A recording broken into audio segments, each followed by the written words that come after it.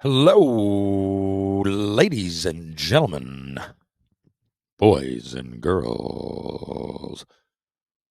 Welcome to Tales with TR. I'm your host, Terry Ryan Jr., coming at you from beautiful Buffalo, New York. Game night tonight, Shoresy versus the Buffalo Sabres alumni. We just played in Detroit 2 nights ago, and what a time it was, an absolute blast. And I'll get into that in a minute. The first thing I want to do is wish a happy birthday to Tatiana. So this comes from Celia, and the reason I'm doing this, so people book cameos, right? So for an X amount of dollars, you go onto the cameo site, you book me, and it's often a happy birthday, a happy anniversary, anything. Congrats. Some guys just want to be chirped, or girls. A couple of proposals, if you can believe that. I did one funeral as this gentleman was being lowered into the ground. I know it sounds crazy, but just think of how many people are out there, and it wasn't necessarily bad. I mean, you got to wrap your head around that. But this gent was in his 90s, apparently, if I recall correctly, and he was a fan of all of the above, the Canadiens, Shoresy, and Tales with TR and everything.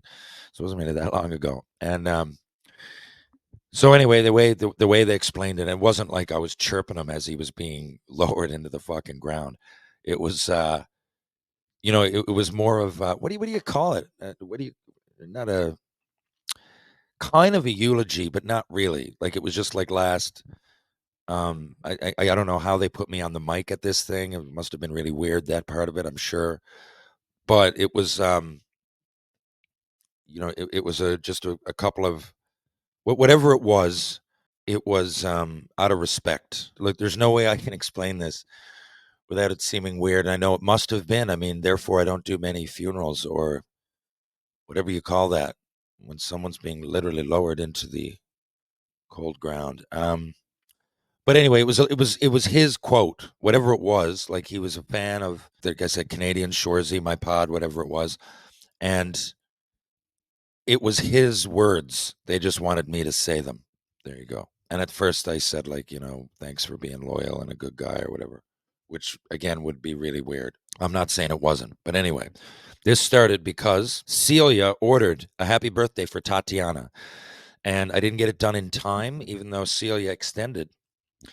What happens is, yeah, if I run, it might tell me right at the, usually I think it's 4 days. So I know when it comes through, and now I got 4 days to work on this, right?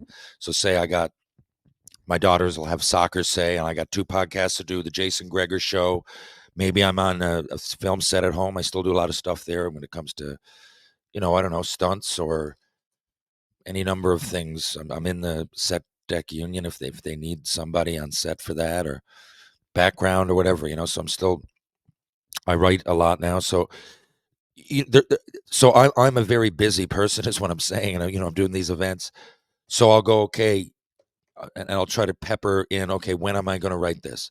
So we came on the road with Shoresy, and I had 4 or 5 that I said, okay, this is going to be tough, because I like to do a good job, right? Write a poem or a dig or whatever it's going to be, but I don't just say like happy birthday. There's a level, it takes me a while, because I don't think we're like super celebrities. I think part of the reason people are getting it from me is because I put some time and effort into it. Of course, if I was Tom Holland, I'd just go, hey, happy birthday, Sharon. Cheers, right? But I'm not. And I don't think I would ever do that anyway, because if people are nice enough to buy the product, I like to give them the best I can do. Like, like a hockey player and going out and giving your all on a shift, for it's not only for you, it's the coach that has faith in you, your teammates, the people who drafted you or brought you in, whatever. So I really do approach these the same way. And so sometimes I run out of time, and I send the people a message and go, look, I got 2 hours left. I could either, it is, they're paying, it changes from time to time, but they're paying 3 figures for sure, 100, $200 sometimes. And I'm sorry to people that ask for them, but like, if I'm swamped, it's got to be worth, I just can't, I just don't have time. But if you're going to pay, I could be swamped, man. If you're going to pay, and it's American, so sometimes people pay $250, and whatever. That's when I'm absolutely swamped, and I'm like, okay, then these people must really really want this, and you can get like 24 hours service and it goes up again. Well, then I'll make it a priority, and it sometimes it just can't be, right? So if and again, if I'm not busy at all, right, for the fans and everything, I'll put it down significantly, right? And then okay, I can manage 8 or 10 in 2 or 3 days that I'm not doing much.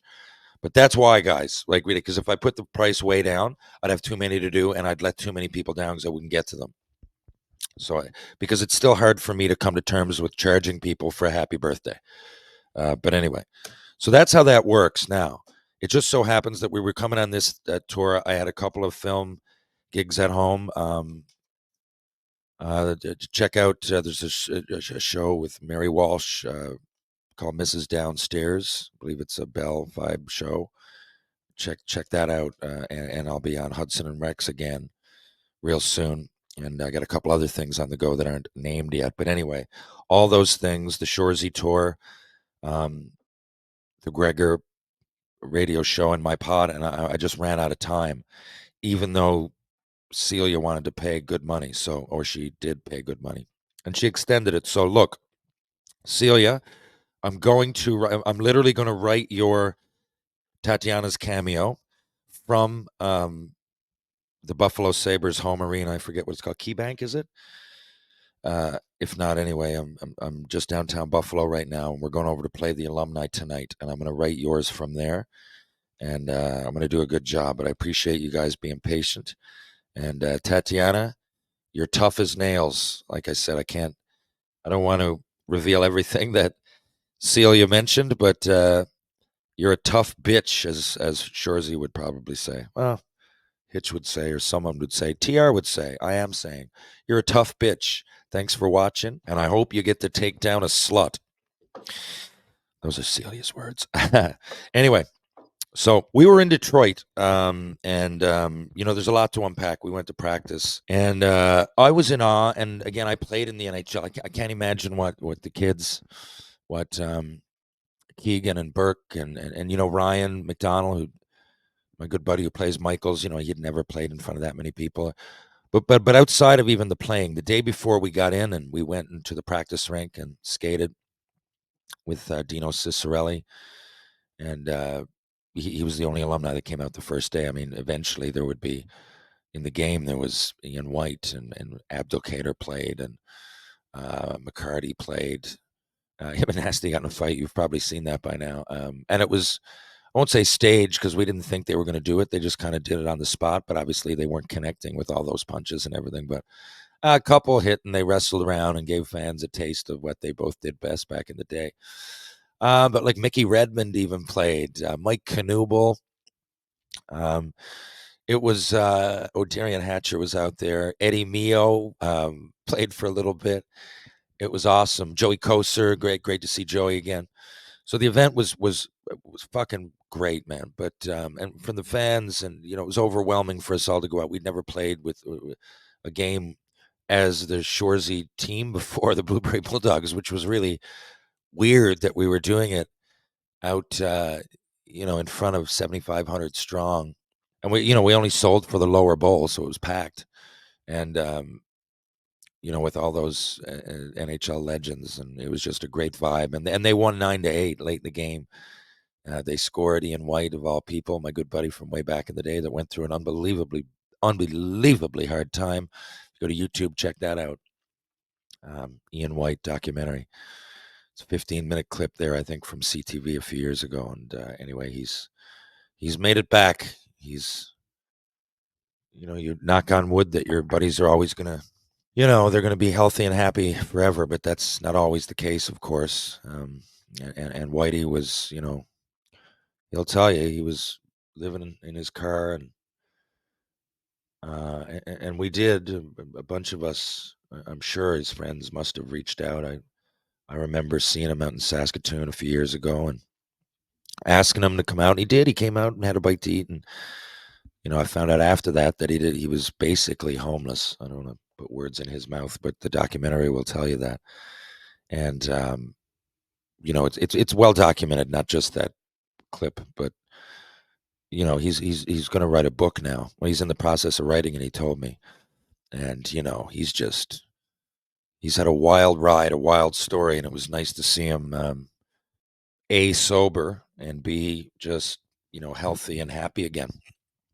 So that was awesome. So anyway, this vibe was just fucking out of this world. But what really hit me when we were in Detroit, like because as a player, like Detroit, I love Detroit, of course. I mean, I love Motown. I like hockey history. I mean, Gordie Howe, Steve Eiserman. There's just so many reasons to love, and there you go, politics. People these days make politics out of everything. Like I love Bob Seger and I love Kid Rock, and well, love might be strong on Kid Rock, but I do for I love that brand of music, like rock, rap, and I can look beyond his political or anybody's political agenda. Bruce. I like Springsteen. I like Kid Rock, Eminem. I think Eminem is Democrat. I know Kid Rock is Republican. It doesn't fucking matter. And that's the way Detroit feels. Like I know Michigan's like a swing state and everything. That's the last I'll talk about politics. I apologize, by the way, for talking only about politics like 2 episodes ago. It ain't gonna happen anymore. But that's just what I mean. Like Detroit's my kind of city. Because like Detroit's Detroit. There's the USA and then like Newfoundlanders, like we're really proud of Newfoundland. We're really happy to be Canadians and proud of that. But Detroit, like they're proud to be from the Motor City, and they talk about their legends, not only in music, but in history, in hockey, and all sports. Like it's just fucking awesome. I love the city, and when you go in Little Caesars Arena, we're down, and so their practice rinks connected, and we skated there the first day. The whole rink, there's no other colors. It's just red and white, nothing. And right around the stripe of the Red Wing with a big Red Wing on the end, Detroit Red Wings, and on the side, there's nothing but banners. However many banners is it? How many cups they got? 8 or 9 or whatever. I know 4. McCarty got 4 himself, and then however many the group in the 50s and 60s with Gordie Howe, how many they won. Anyway, they have 11 Stanley Cups. Apologize to the people of Detroit for being ignorant about that. Now, there you go, though. 35, 36, and 36, 37, I wouldn't have known. 42, 43 was what I knew about the 50s, right? 51, 52, 53, 54, 45. Those mid 50s teams with Gordie Howe, Ted Lindsay, Alex Delvecchio. Okay, Terry Sawchuk. I knew about those, but anyway, so they're lined on the just kind of, I'd say on the wall, but kind of leaned up against the netting on the one side of the rink. The other side, some seats that you can sit and look down, an area to get a coffee, small area, and it's just red and white. Seats are white. Just the whole way around. The side, it's fucking. And now I'm not just saying that two colors rules. I'm saying that. So just walking in there, and on the way in, like each part of the wall is covered with some piece of their hockey history. A picture of Gordie Howe smoking a cigar on the parade, after one of those wins. Nick Lidstrom raising the cup, whatever, right? And then, in the hallways, just each and every team that's ever come from Detroit, every player, Montreal has this too. I'm lucky to be on a couple of them. Every player that played that year, going right back to the start of their existence in the 30s. You're in that practice rink. It comes over into their dressing room and their workout area, which is just fucking unreal. It's nicer than any gym you could even go to now. I really mean that, with cleanliness and with the machines used. And I mean, right down to, and this is all kind of a huge extension of their dressing room. The practice rink, when I say that, it's like connected. It's, technically it's underground if you were to stand at the entrance of Little Caesars Arena.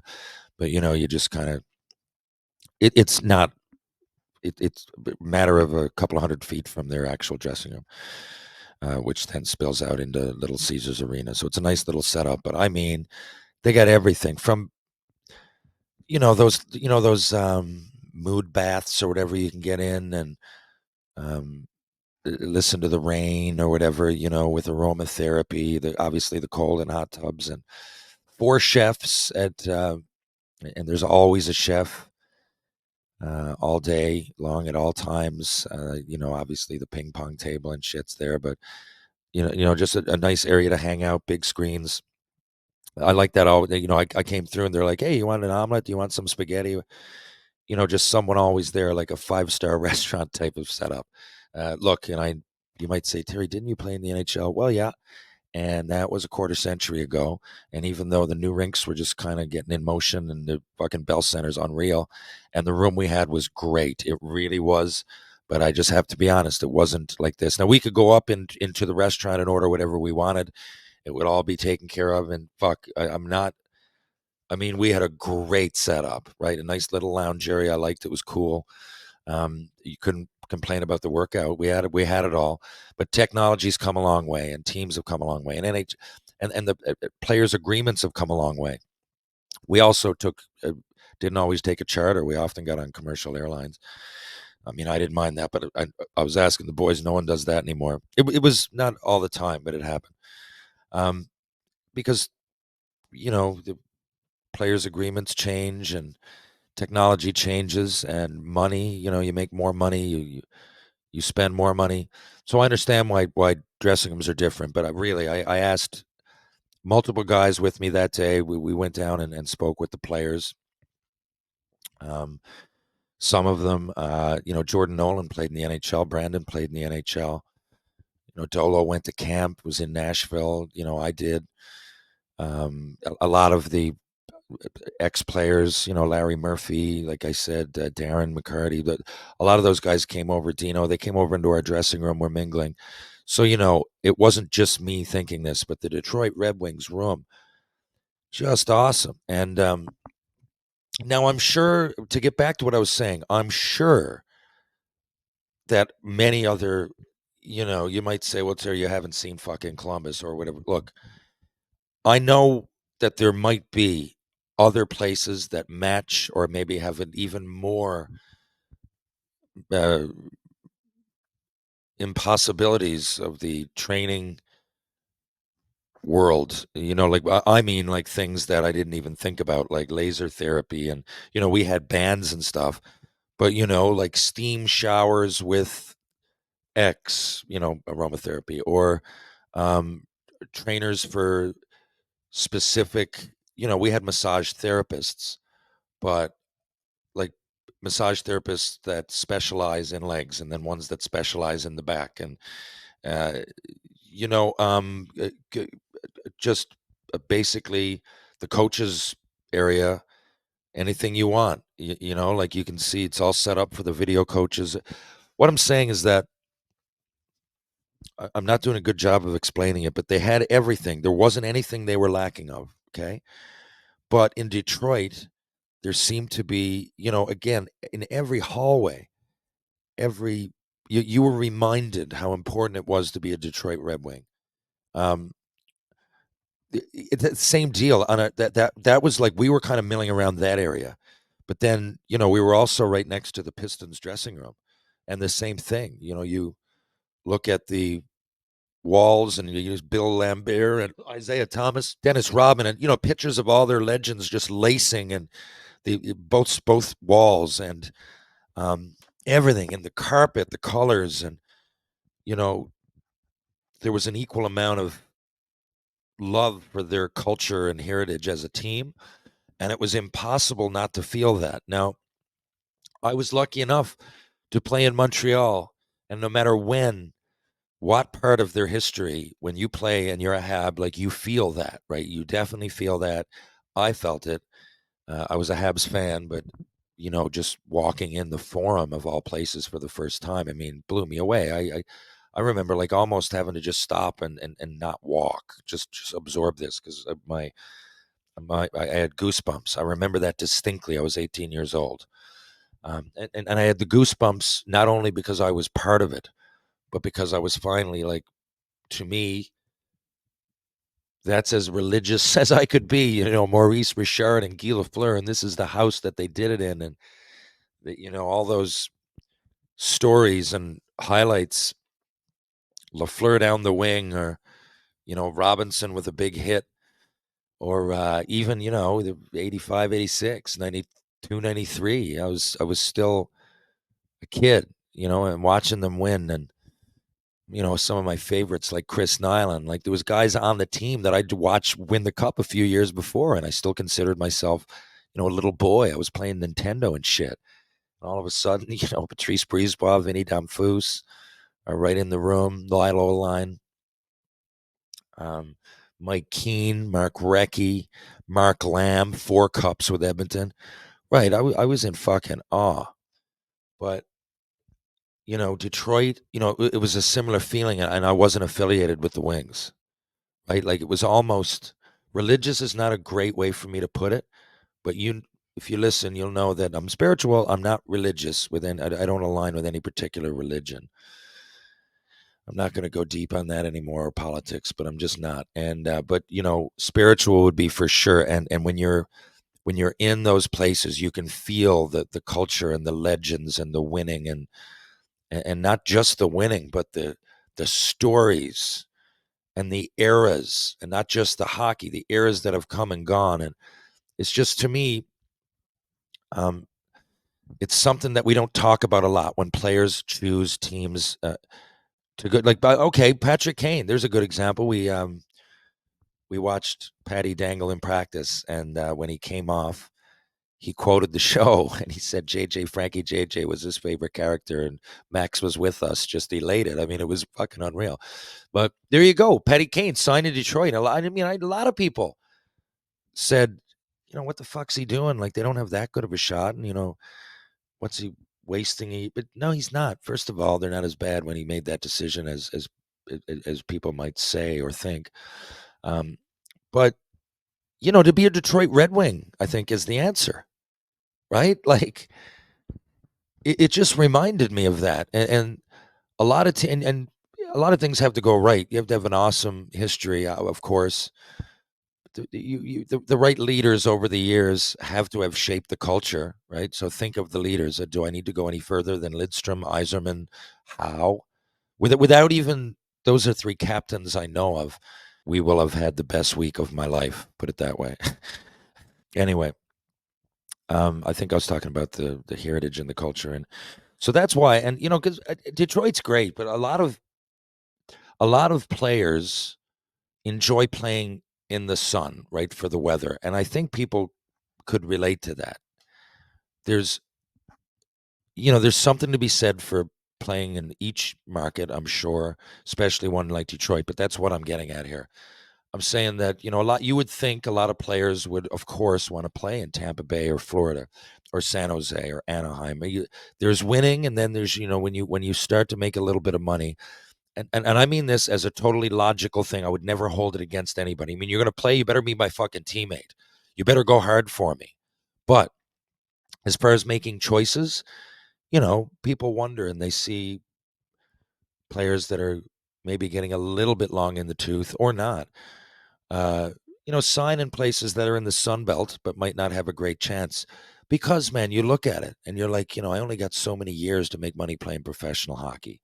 And it's also my life. And I want to sit with, I want to live on the beach, and I want to look at the water every day when I wake up. And if that means playing here and not Winnipeg, Edmonton, Detroit, Minnesota, even Pittsburgh or New York or whatever, right? And I just named some fucking wicked spots to play, but some people only want to play in the South.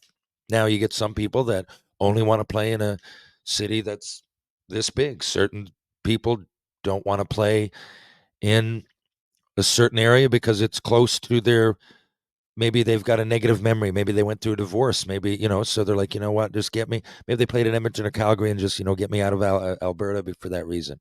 Or maybe the other way around. Maybe, I've played in Florida for the last 6 years. I don't know how much time I got left, and I'm from Alberta, and I'd love to play in Calgary or Edmonton, right? There's all kinds of reasons. There's things that go down in people's minds, and you don't know what they're. Sometimes they just like a city. It's like when Johnny Gaudreau, rest in peace, chose Columbus. I mean, I know Columbus is a cool spot. Fuck, when I played in Cincinnati and I drove up there the first time, I was blown away, blown away. I went up for a McCartney concert, Paul McCartney for the first time, and he was playing in. When I went into the rink, I'm like, "Oh, cool! This is where the Blue Jackets play." They're like, "No, no, no! This is where Ohio State plays. Blue Jackets are down the road." I'm like, "What? Two of these massive stadiums, like within I can't remember, but it wasn't far." And then they got a really cool downtown.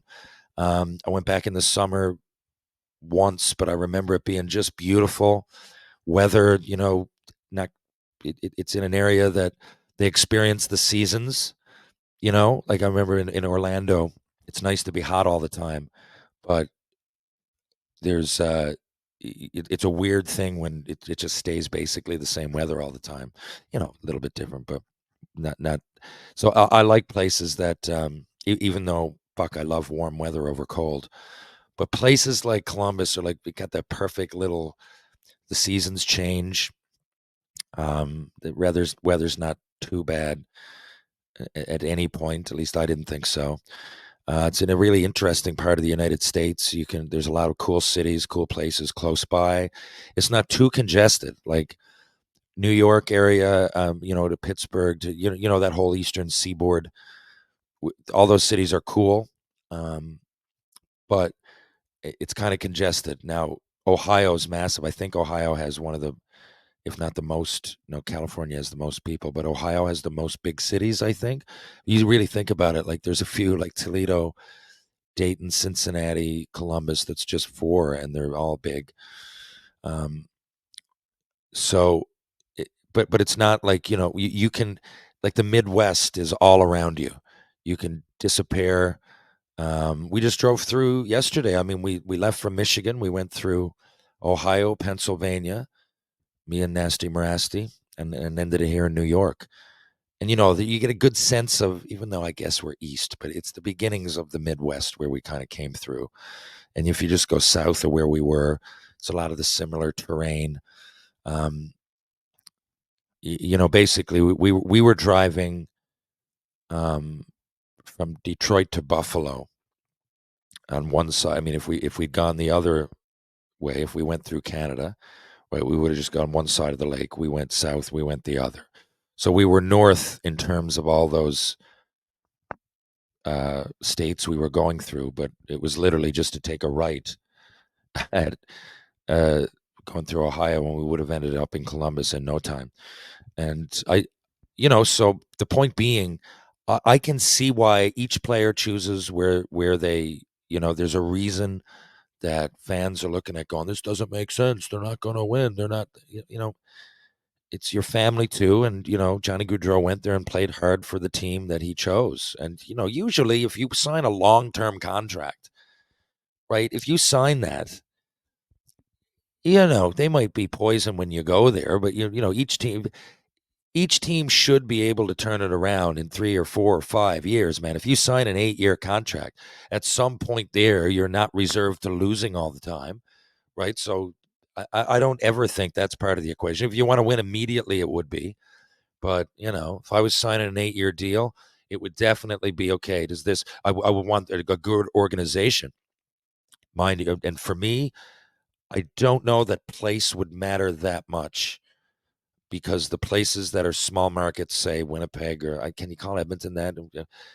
The Canadian North, I don't know, say Columbus, Minnesota Wild, like places that I don't know if they're necessarily small markets. Or is there but I mean versus the huge markets.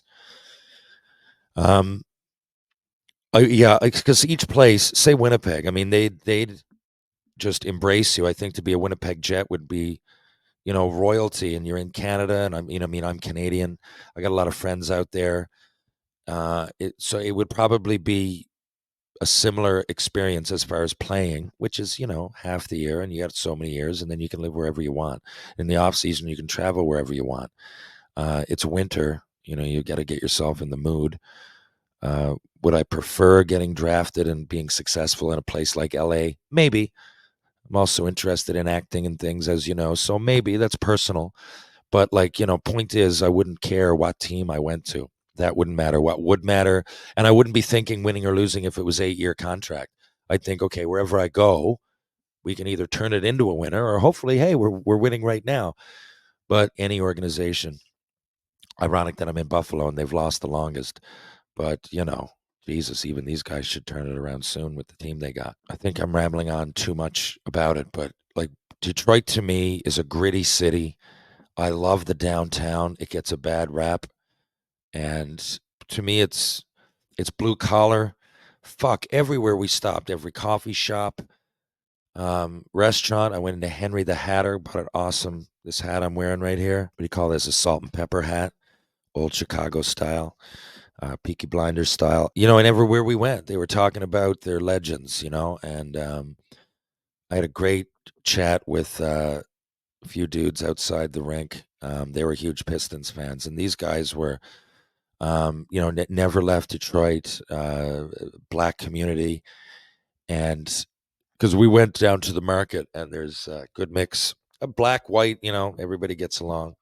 I know it's Detroit, it's gritty, and there's a level of crime, but I, I've been there a few times. I don't, I don't want to get into the specifics, but I, I like striking up a conversation with the black community in Detroit because I relate to a lot of it. I always turn it to like Motown music or, and they know their legends. So like Gordie Howe, yeah, they all fucking love Gordie Howe. But they might talk about the Pistons, and we had a great chat. They were talking about how back in the day, Bill Laimbeer and Dennis Rodman and Detroit Pistons would have really, really tough teams. And they were saying, like, imagine them taking like games off for time management. They might have missed games because they were fucking injured going hard, but they wouldn't think to take time off. And then then I said, you know, hopefully that doesn't spill into hockey. And as I've often said, in hockey, you go for 50 goals, these milestones, whatever it would be, um, and stats are accumulated total over the year. But basketball is like whatever you average. So I forget the minimum amount of games, but you can play like 50 games of the 80, whatever it is. I mean, I'm estimating, and win top scorer because you might have averaged 29.7 points, and someone who played 79 games averaged 29.6. Right now, that's really a fucking simplified way to look at it, but and that's not every stat. Clearly, LeBron just became the leading point getter of all time, didn't he? So that's kept as well. I'm just saying, a lot of times in their negotiations at the end of the year, the most of the totals, top scorer, a lot of them are, the way they, you know, use their analytics for awards and stuff is a points per. Where in hockey, I mean, it is a thing, but I don't really remember.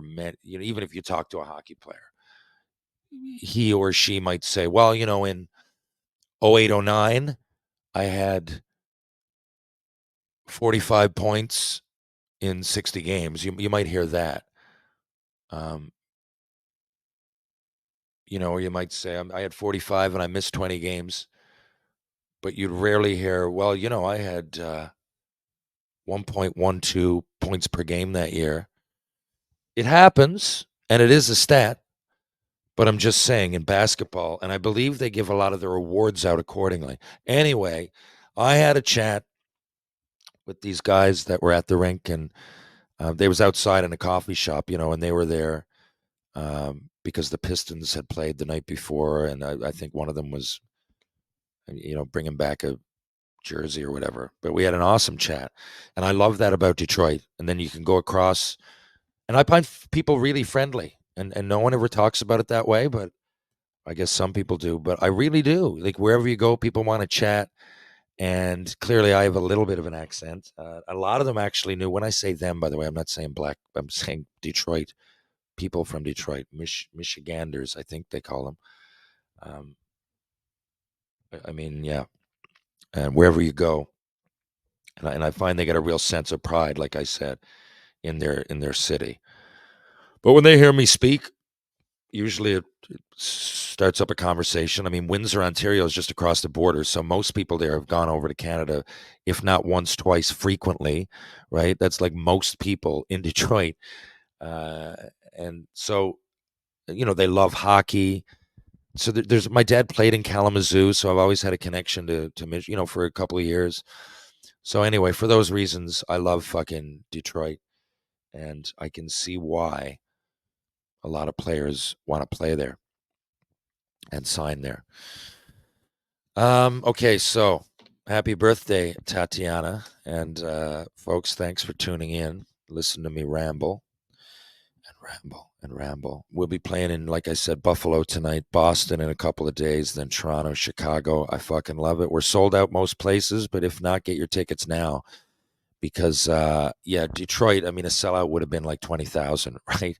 So we just played the lower bowl, that part. So it might not have said sellout, but you couldn't have gotten any more tickets. At least in the lower part. I mean, you don't want to be right up. I guess it's up to you. But point is that the tickets, good ones, are going quite frequently, quite fast. Sorry, and I know Chicago, the Toronto Boston are sold out, and Chicago is almost there. So if you want to come see us, you get online. I'm gonna have a website up real soon, uh, so stay tuned for that. And I hope everybody is enjoying the hockey season. If it's hockey you're into, and we're in between now Halloween and Christmas, which means some cold weather. But in most places of North America where I'm speaking to, not to disrespect fans from all over the world, especially shout out to Harry in Australia, sent me a nice message about him and his family becoming hockey fans due to Shoresy. But it's some gritty, tough, cold weather that we're about to experience. But we got each other to be to share it with, and we'll entertain each other.